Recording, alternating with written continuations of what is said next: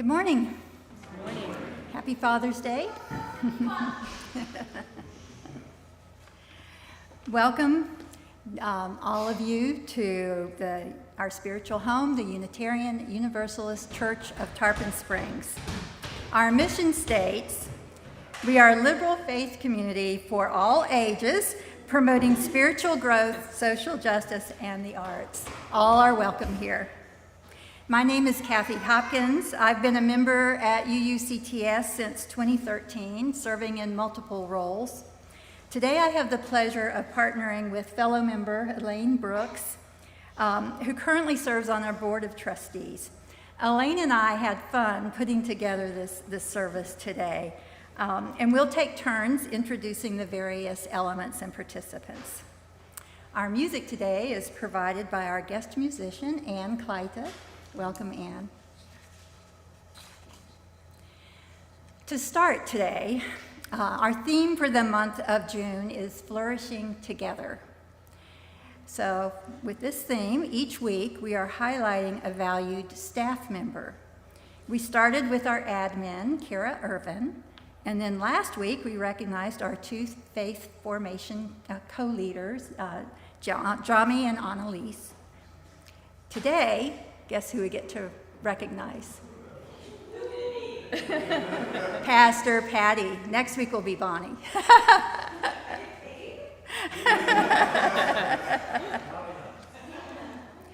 So, what do we appreciate about Pastor Patty? I could cite her decades of relevant work experience in being an adjunct professor and a manager of nonprofit organizations. We could certainly appreciate her master's degrees in divinity and communication, and the fact that she was ordained as a UU minister 2 years ago at the UU Church in Clearwater, where she also interned. Most of us know that Pastor Patty and her husband Mike relocated to Tarpon Springs with their 2 doggies, and that she loves to garden and spend time with her grandchildren. We are learning that she's a huge sports fan of the Rays, the Bucks, and the Kansas City Chiefs. In the newsletter this week, we also learned she plays the piano, she likes going to the gym, and as guilty pleasures, Publix cake and fried chicken. All of those things are true, but what do we truly appreciate the most? I say it's how she opens her heart to all of us. Her friendliness is authentic. She shares with us who she is, and she sees each of us and loves us for who we are. It's one thing to fill the pulpit with a well-qualified minister. We did that 2 years ago. Pastor Patty is indeed fulfilling all the duties outlined in her contract. It's altogether yet another thing to establish a mutual bond of trust and respect, and to touch the hearts of the members in a way that each one of us view Pastor Patty as my minister. It's been beautiful to see that unfold over the last 2 years. So, as Pastor Patty would say, give me an amen if you agree. Amen. Amen. Thank you, Pastor Patty, for all that you do.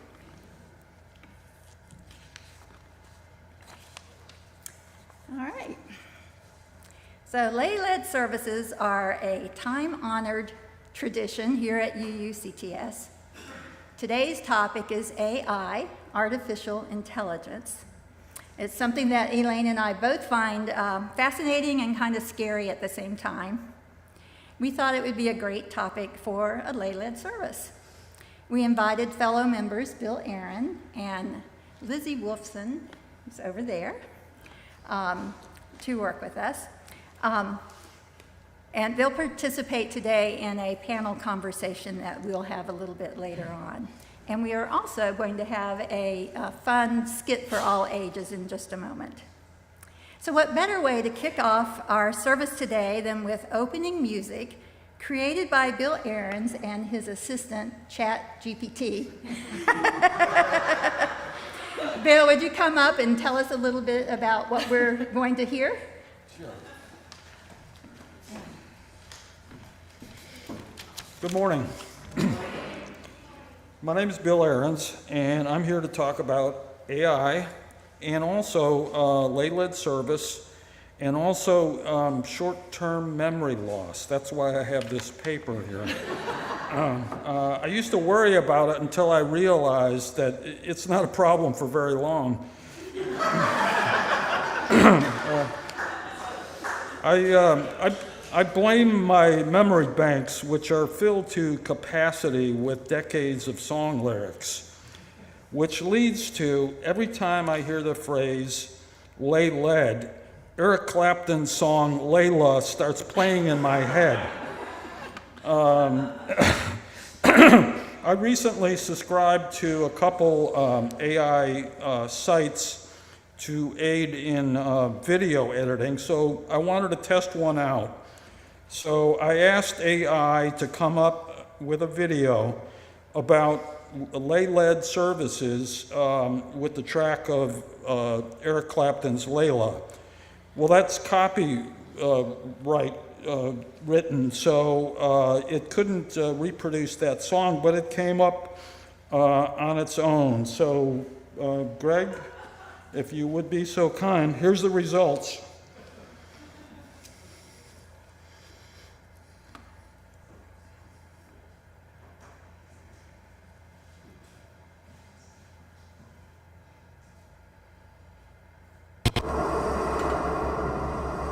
What do you do when the preacher's gone?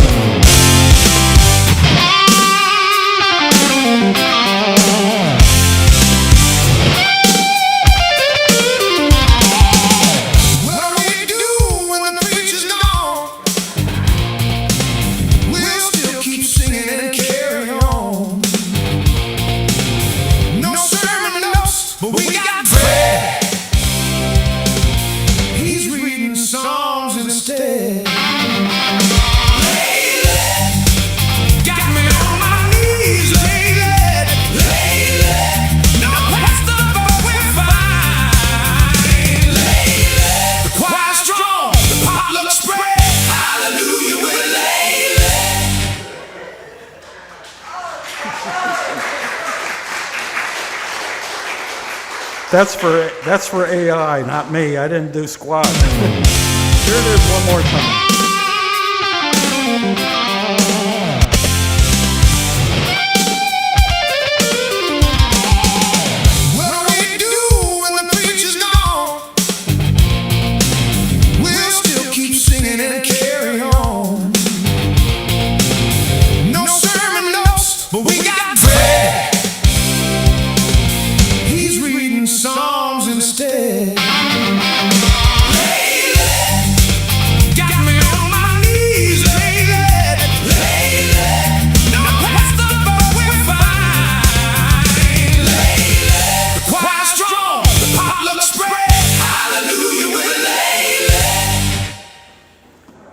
Now you know the answer.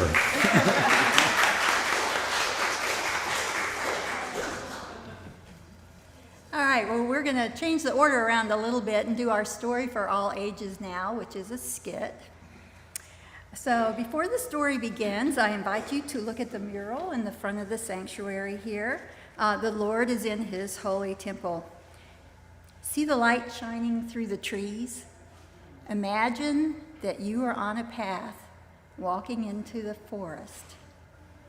And then let your eyes follow to the forest and our woodland friends that we will create here for you today. There's some trees, a squirrel, and an owl, some other woodland creatures, and then a friendly little robot enters the forest as well. So you guys want to come on into our forest so our scene can come alive?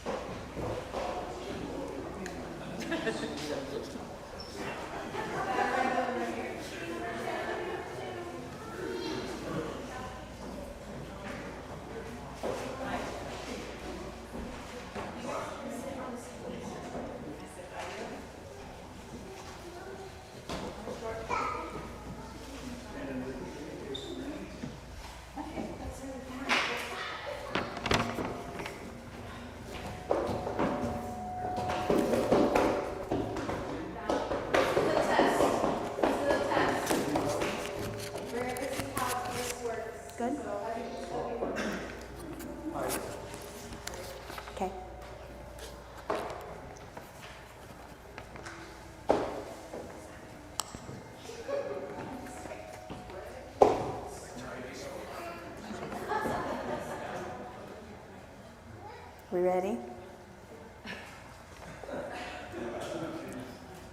Hello, I'm trying to learn how to be smart. Can anyone help me?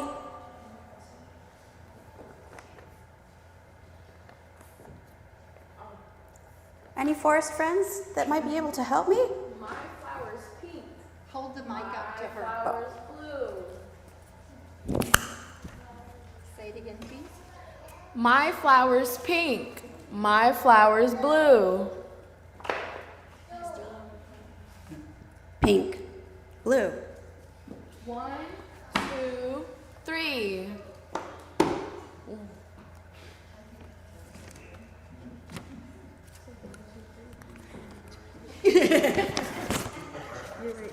Okay, thank you. I can count to 3. Thank you, forest friends. I'll keep exploring. Hello, squirrel. Can you teach me to be smart?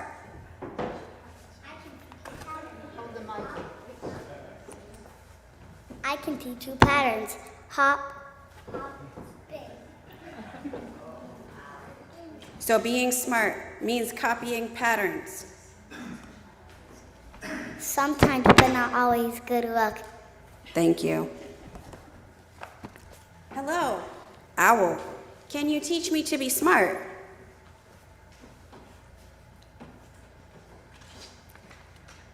I can teach you to recognize things. This shape is a circle. This shape is a square. So being smart means naming shapes. It helps, but it's not everything.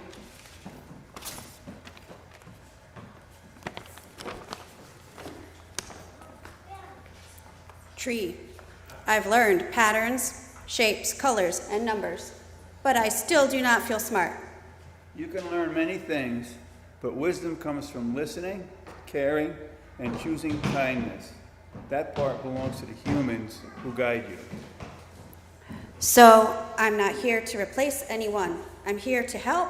Exactly. You learn from people, and people choose how to use what you learn. I think I understand. I can be helpful, but humans bring the heart. And that is the smartest thing of all.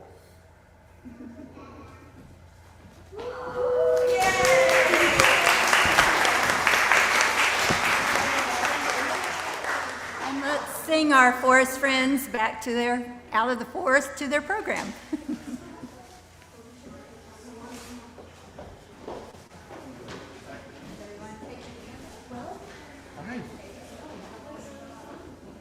Yeah, awesome. Good job.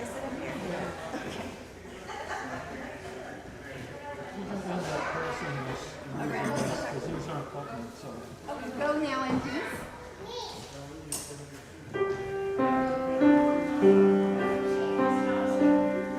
Go now in peace, go now in peace.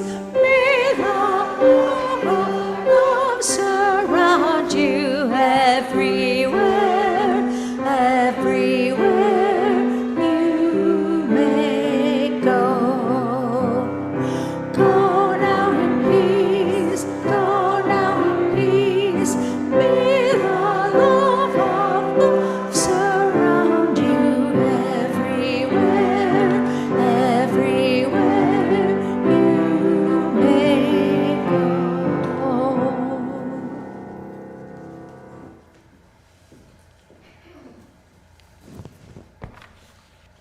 Good morning.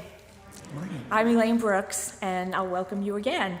And I have to say, the song was beautiful. Some of you know that poetry is a big part of my life, and I asked AI to write a poem about AI from its perspective, and it is not something I would share with anyone.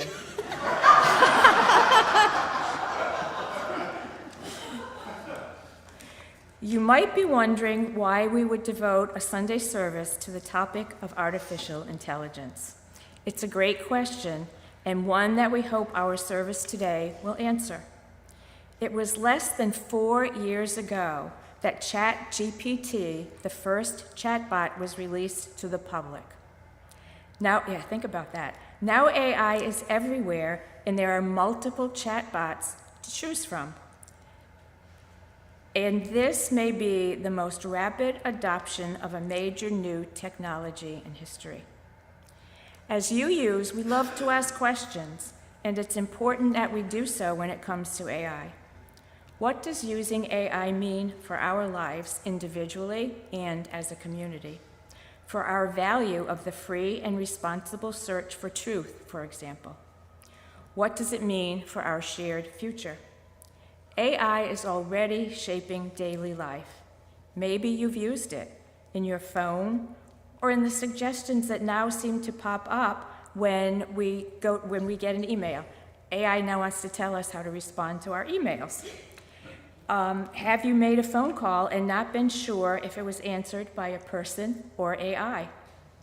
Maybe you've used AI, you're tempted to try it, or maybe you don't want anything to do with it for many reasons. Today you will hear a heartfelt conversation about how some of us are using AI, concerns we have, and thoughts about the future. And I can tell you, 6 months ago, I never would have imagined myself up here talking about AI. And we will open the door to future conversations about the larger societal questions ahead. We believe that the church has a role in helping people navigate AI with wisdom and compassion. Recently, several of our Sunday services revolved around the topic of curiosity. Today, we invite you to bring your curiosity to church as we dip our toes into the timely topic of artificial intelligence. Now we will light our chalice, hopefully, with these words by Julianne Lepp. Open to unexpected answers. We seek our place in the world and the answers to our heart's deep questions. As we seek, may our hearts be open to unexpected answers. May the light of our chalice remind us that this is a community of warmth and wisdom and welcoming of multiple truths. We will now sing Spirit of Life, number 123 in the Gray Hymnal.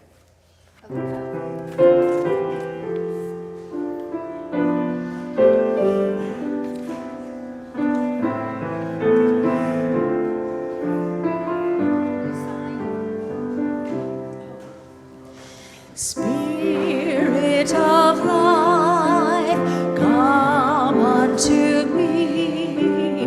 Sing in my heart of the stirrings of compassion. Blow in the wind, rise in the sea. Move in the hand, giving life the shape of justice. Roots hold me close, wings set me free. Spirit of life, come to me, come to me.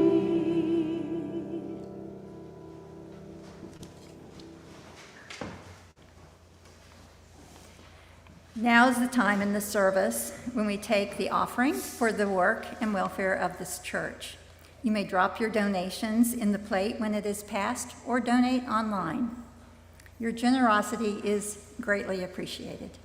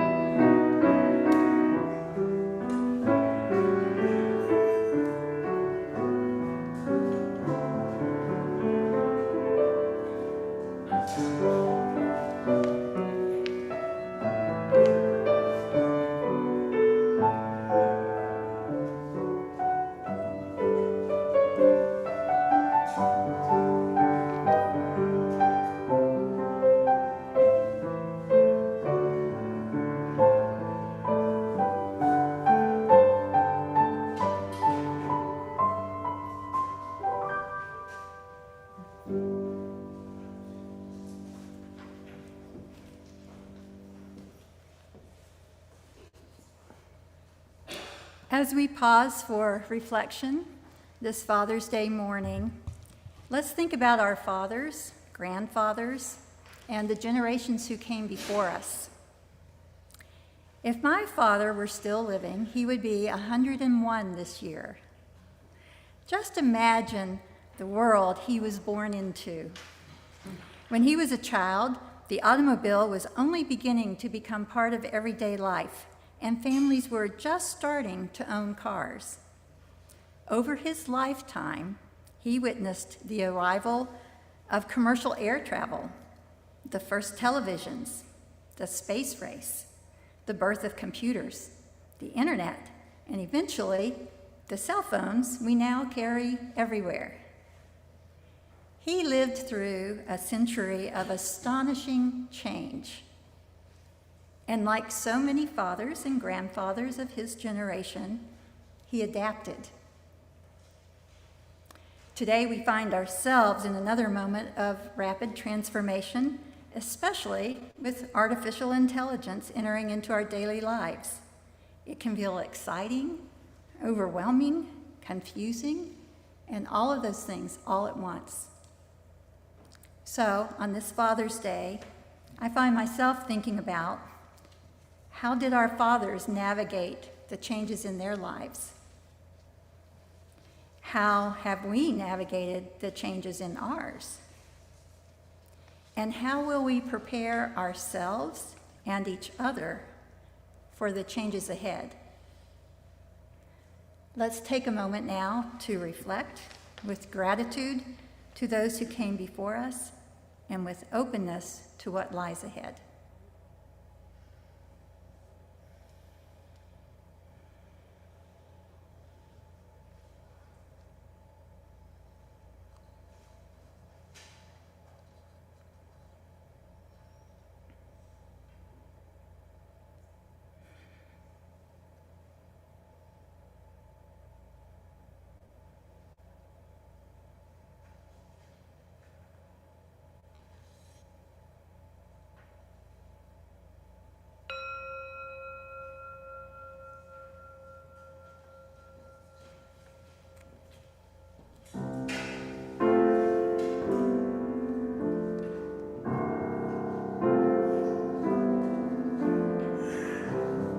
To everything turn, turn, turn. There is a season, turn, turn, turn. And a time for every purpose under heaven. A time to be born, a time to die, a time to plant, a time to reap, a time to kill, a time to heal. A time to love, a time to weep. To everything turn, turn, turn. There is a season, turn, turn, turn. And a time for every purpose under heaven. A time to build up, a time to break down, a time to dance, a time to mourn, a time to cast away stones, a time to gather stones together. To everything turn, turn, turn. There is a season, turn, turn, turn. And a time for every purpose under heaven. A time to gain, a time to lose, a time to rent, a time to sow, a time to love, a time to hate, a time for peace. I swear it's not too late.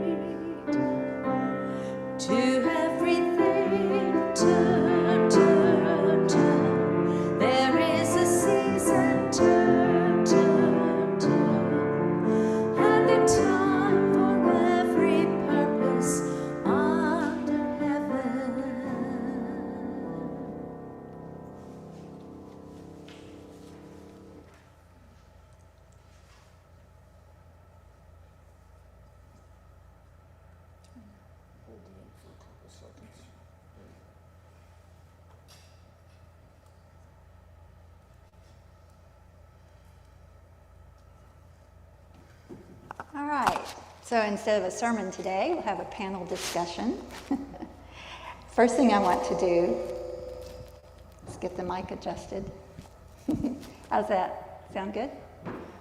All right, so I'm going to introduce our panelists today, Elaine Brooks. We all know her, but did you know she's a registered nurse? And she's a therapeutic writing practitioner, and she mentors people who are training in poetry therapy. Lizzie Wolfson, we know, is a parent. She also has a master's in social work, and she runs a counseling practice called Rainbow Family Wellness Center. And then Bill Aaron, as we all know, is famous for cheesecake. And he also makes great videos, even before AI came around. Anything else you're famous for that we should list? The cheesecake. The cheesecake is the winner. So some of you sitting over there have trouble seeing. Feel free to get up and move around if you want a better view of our panelists. So I'm going to be asking some rounds of questions, and we'll hear from each of these three people what their experiences have been and what their thoughts are. So the first question is going to be, how are you using AI in your everyday lives now? So we'll start with Elaine. Thank you. Is this on? Yeah. Oh, okay. Hold it close to your mouth. Okay. Is that better? Okay. I'm using it in a number of ways, mostly to do research. And I also used it when I was preparing for the Poetry Therapy Conference in April. I had like 30 poems that I needed to know what books they were in. I needed to know where they came from. And it would have taken me forever to look that up. So I asked AI, gave it the list of poems, and asked it to look them up for me. And within maybe a minute, it had everything I needed. So it's a big time saver. I've also recently asked it to compare, I'm looking for a new printer. I asked it to compare printers based on certain criteria, and it came back with some good information. But the one thing that has meant the most to me recently is very personal, and it's important that today is Father's Day. I had gone through some photos, and I found this photo of a cemetery in Avedon, France, back during World War II. And I remember hearing as a kid that my father had been a gravedigger. So I put two and two together that this was the cemetery where he had done his service. And there's actually a picture of him in front of this cemetery. So I was right in knowing that this was where he had been. And I then wanted to know about what happened during this time, during World War II, where he was. And this particular part of France is very close to the border of Germany. So they were a stronghold back during the end of World War II.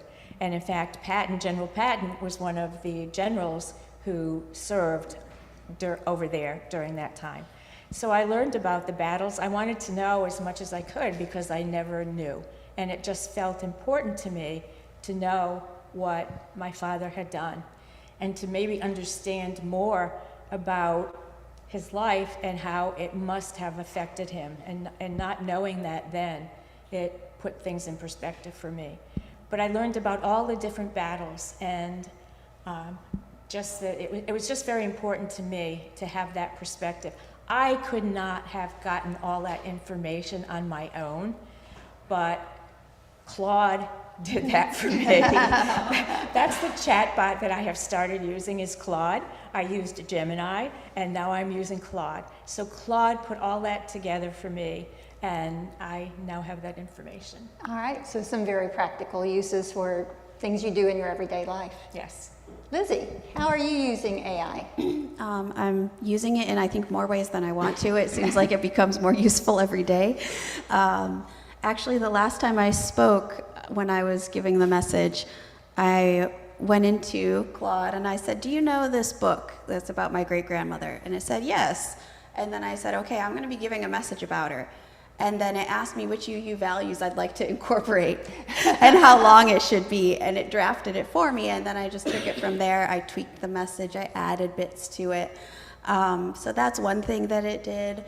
I use it pretty much every day in my work, where if a client consents when we do their therapy session, during telehealth, it will essentially listen, create a note, progress note, and then I review it.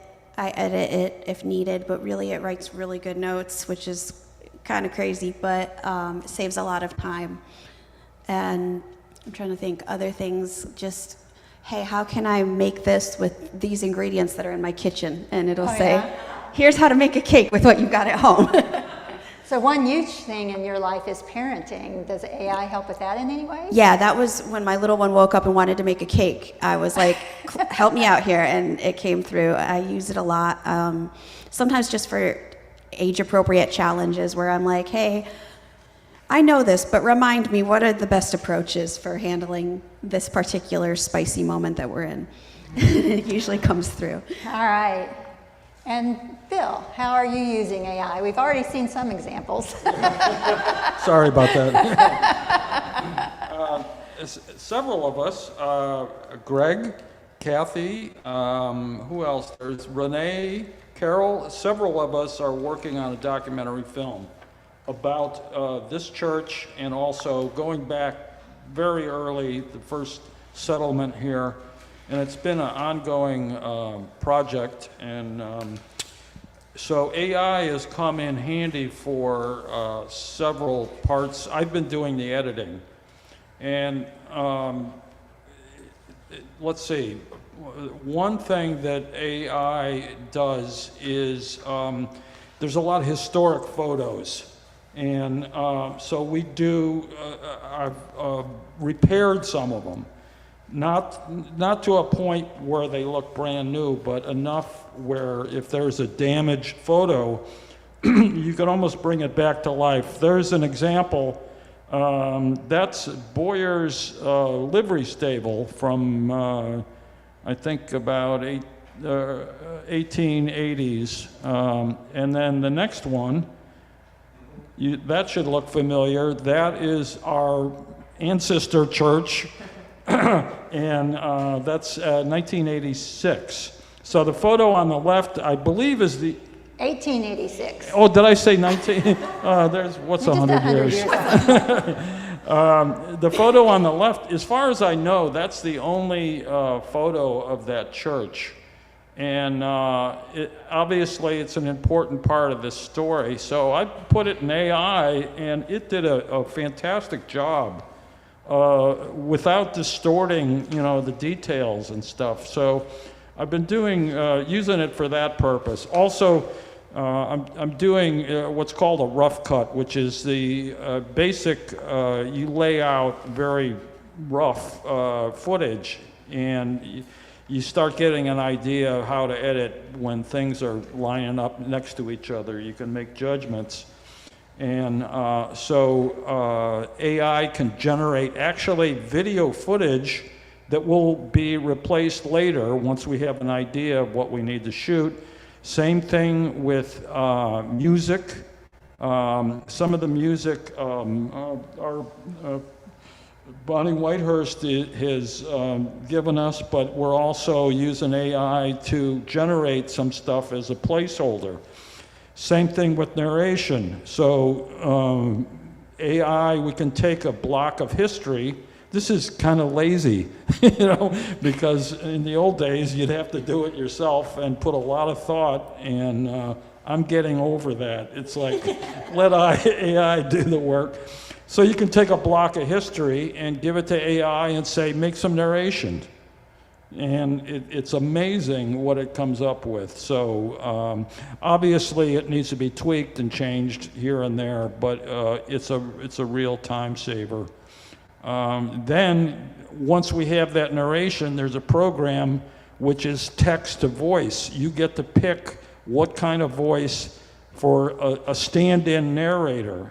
We're actually going to record Dallas Riggins when we're totally finished and we know what the narration is. But we need a stand-in, and it should be close to what we want. So it's a great tool. So anyway. So you're using it to do, all of you are using it to do the things that you do in life. You're using it to enhance you. What about making cheesecake? Do you use it for recipes for cheesecake? No, that's my own private stuff, and no one's getting near that recipe, except for Renee. Oh, Renee, you're special. He shared his recipe with you. But don't let AI know about it, because then the whole world will know how to make your cheesecakes. So as you guys were talking about how you use AI, I was hearing some things that in some cases it can give you some emotional support, right? If you're thinking about your father, or you're feeling stressed preparing for a presentation, both of you mentioned that. So if you could tell me, and I'm going to keep our answers brief because we're going to quickly use up our time, but if you could give me a feel for how did it feel to use AI when you started using AI? What were the surprises or the things that you like or dislike about using AI?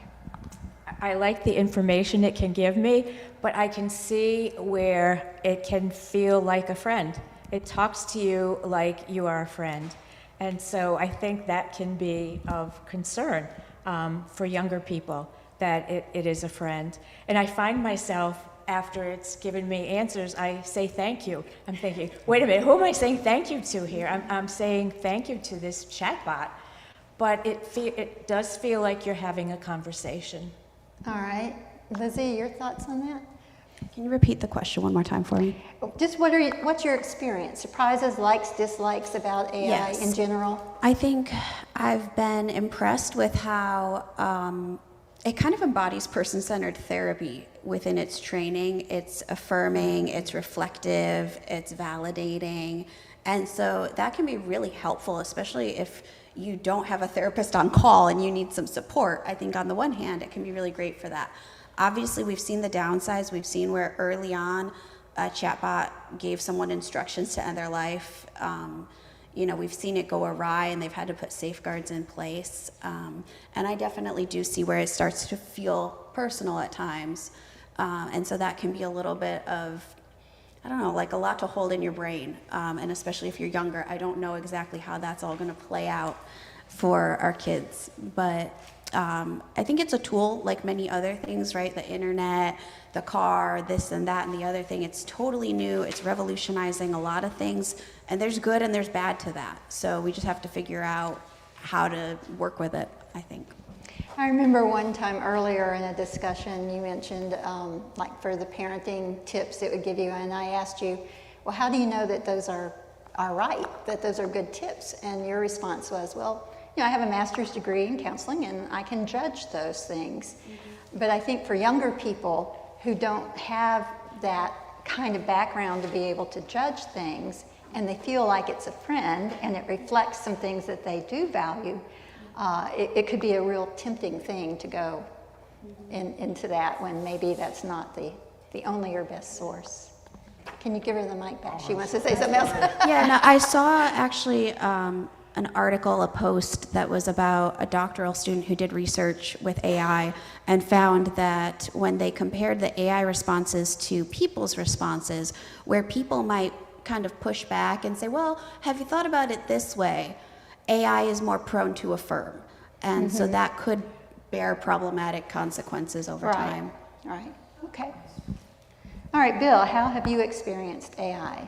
I make sure and visualize a toaster when I'm communicating with it.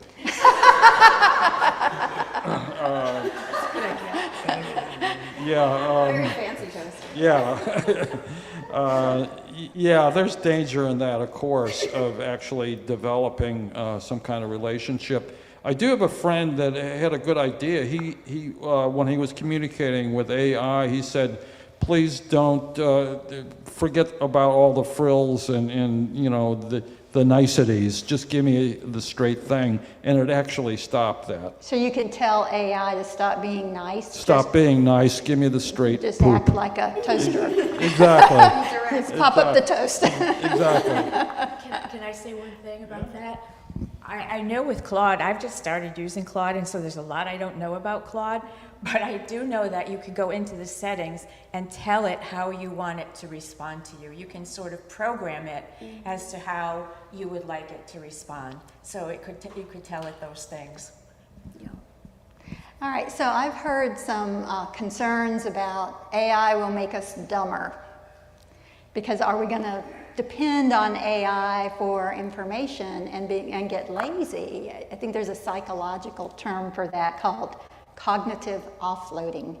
So what are your thoughts about, you've been using AI for a while, are you dumber now? Yes. I think, as we continue to progress, we are in an information age, and it gets faster and faster and harder to keep up with. And I think that this just kind of furthers that if you compare it to other technological advances, right? I think we've had similar concerns. This takes a lot of work off our plate, takes a lot of mental load off of us. Will we become lazier or dumber? I think if anything, it propels us forward in a lot of ways, and it saves us some of the busy work. But yeah, I mean, if you don't use it, you are going to lose it. So some of those mental processes might not be as sharp as when you're using them every single day. What do you think? Not yet. It's not making me dumber yet. But I can see where people can use it in a way that they are not thinking for themselves. But if you ask questions and get answers, like preparing something like this, you can ask it questions and it will give you answers. But then you have to think about those answers that you get from AI and say, is this what I really believe? Does this work for me? Is this true for me? And then go from there. And if you want it to write something for you, it will. And you might ask it to write something, but then just say, okay, this is like a draft, and I will then make it my own. So I don't think it's made me dumber yet, and I hope it never does. Bill, did you have anything to add to that before going?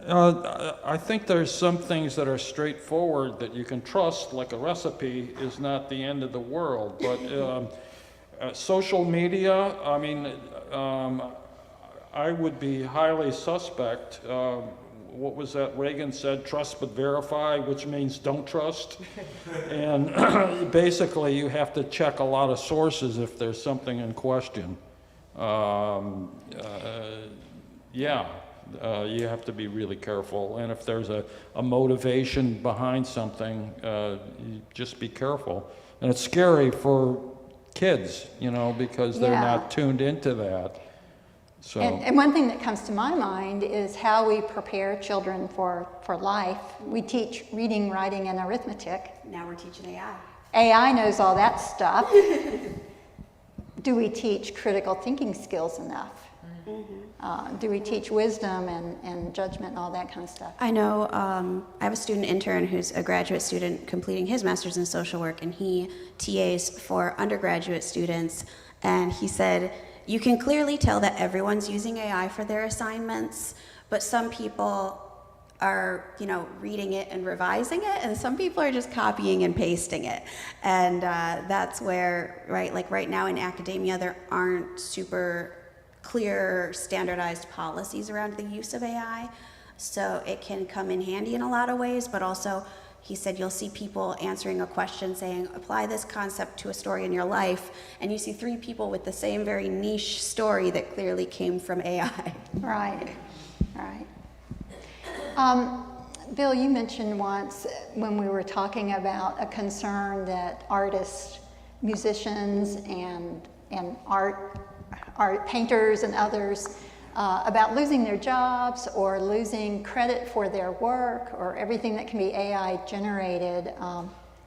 You have any thoughts around how to cope with that?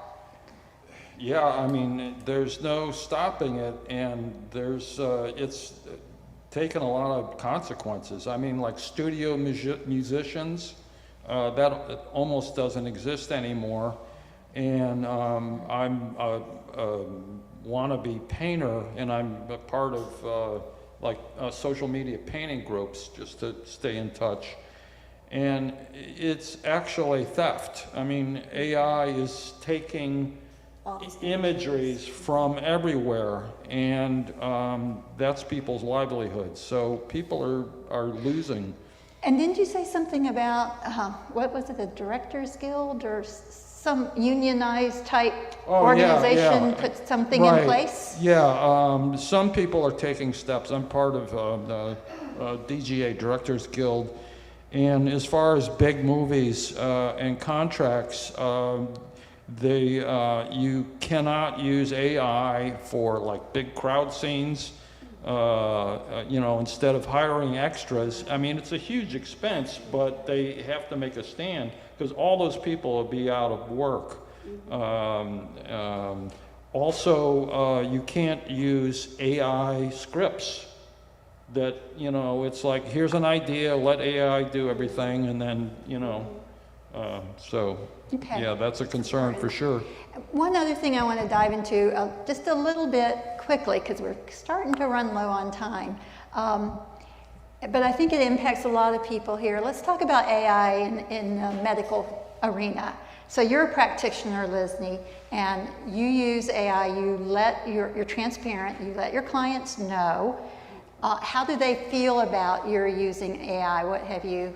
Some are okay with it and some are not. And so Okay. I think it's important to allow self-determination for people to make the decision for themselves how they want their medical records handled. And if they say no, then I just write them the old-fashioned way. Yeah.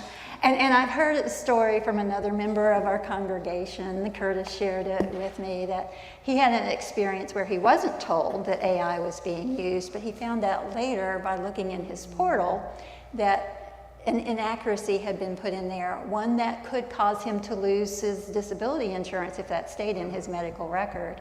And he had to do all kinds of things to get that error changed. So I think that's a lesson to be your own agent and take advocacy. But Elaine, as a nurse, you have a story where you had that problem even before AI. It was a human error, It was right? a human error. I had an appointment with an orthopedic doctor, I probably shouldn't even say, with a doctor, and had discussed a treatment, and I decided not to have that treatment on that day. And I don't know, a month and a half later, and there was nothing in the portal. And so I knew that this person was taking notes. And a month and a half later, I got a bill, and it said I had this treatment, which I knew, I'm a nurse, I knew I did not, anybody would have known they didn't have that treatment. So I went back to the doctor, got nobody called me, nobody talked to me. I fought it with the insurance company, and it was months, and the insurance company finally said, it's documented, it happened. So we need to be very careful in checking our own records and in being advocates for ourselves. And that was the case. It wasn't a big bill, but it was the point. I was so angry for a long time that this had happened, and I got no response from the doctor whatsoever. So Right. please just be aware. If you have a portal, check your portal. Ask if AI is being used, and even if it's not, we need to check the notes that are taken during a visit. Right, and AI, like any other tool that we have, will be used for both good and evil, so we know that's going to happen. All right, I think we've reached the end of our time. I'm going to try to recap what the main points are here, and you tell me if I missed any of the big points. But this is very stimulating conversation, so our panelists have agreed to be available later around noon in the forum room. We'd like to hear your views, your experiences, and you can have a chance to ask the questions that are on your mind. So we'll continue the conversation at noon.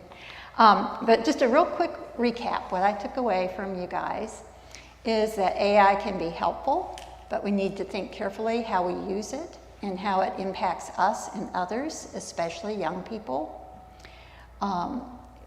For far more reaching concerns include the environment. We didn't talk about that, but in the past conversation you did. Increased economic inequality, regulation and power, and the potential for misuse. We need to learn about AI so we can be advocates for ourselves and others, and to be open and curious and learn. So did I miss any high points? Anything else you want to add to that recap? I don't think so. All right. Okay, well, let's go to a hymn, 331 in the Gray Book, Life is the Greatest Gift of All.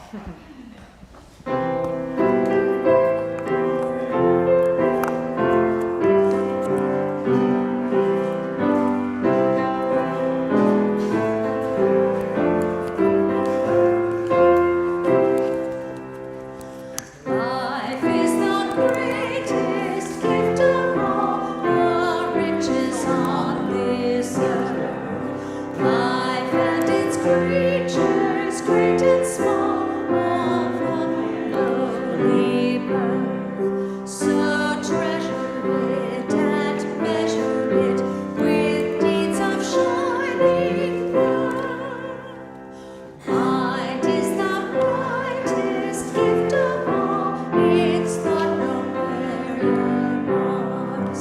It seeks creation's hidden plan, its quest surmounts all bars. It brings the wind, it shades the storm, it weighs the utmost stars. We are of life, its shining gift, the measure of all things. Up from the dust our temples lift, our vision soars on wings. For seed and root, for flower and fruit, our grateful spirit sings.